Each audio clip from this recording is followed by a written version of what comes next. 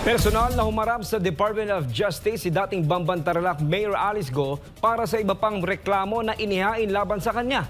Samantala, Cassandra Ong hindi pa rin makapagsumite ng kontrasalaysay para sa reklamong human trafficking sa DOJ. Si Margaret Gonzalez sa report.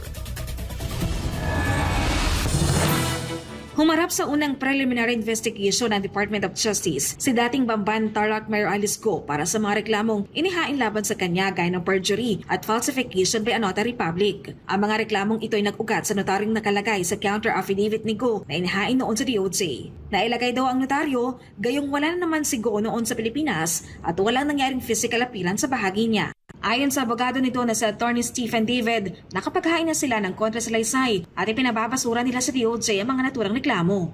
Well, nagsubmit kami ng counter affidavit, so basically tapos na yung PI on our part. No? Except kung mag-reply yung kabila, sasagutin namin yung NBI. Well, syempre yung depensa namin na hindi naman siya dapat makasuhan ng falsification. Perjury. Because Una-una, wala mo siya dito eh. Paano ano participation niya doon sa notarization na yun?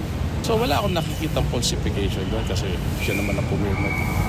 Ngayon, kung sino yung nag-notary, dapat yun ang tanungin natin. Si Alice Go ay una nang nahaharap sa human trafficking case at kasalukuyang nakapiit sa Pasig City Jail. Kamakailan ay sinampahan naman ito ng COMELEC ng kasong paglabag sa Omnibus Election Code sa Tarlac RTC dahil sa material misrepresentation matapos nitong panumpaan sa kanyang Certificate of Candidacy noong taong 2022 na isa siyang Pilipino pero lumalabas sa investigasyon ng komisyon na isa itong Chinese citizen. Samantala, bigo namang makapagsumite ng kontrasalaysay sa preliminary investigation ng DOJ ngayong araw ang kampo ni Cassandra Ong para sa reklamong human trafficking na inihain laban sa kanya. Ito ay dahil na rin sa supplemental complaint na kusong ihain ng PNP-CIDG laban kay Ong. Pero dahil hindi raw nakasipot ang testigo sa supplemental complaint ngayong araw, ay nireset ang submission nito sa November 18. Ayon sa abogado ni Ong na si Attorney Rafael Andrada, kahit pa nakahanda na silang maghain ng counter affidavit ngayon, ay kailangan nilang hintayin muna ang ihaing supplemental complaint ng CIDG para makagawa sila ng depensa sa mga panibagong aligasyon ng mga ito.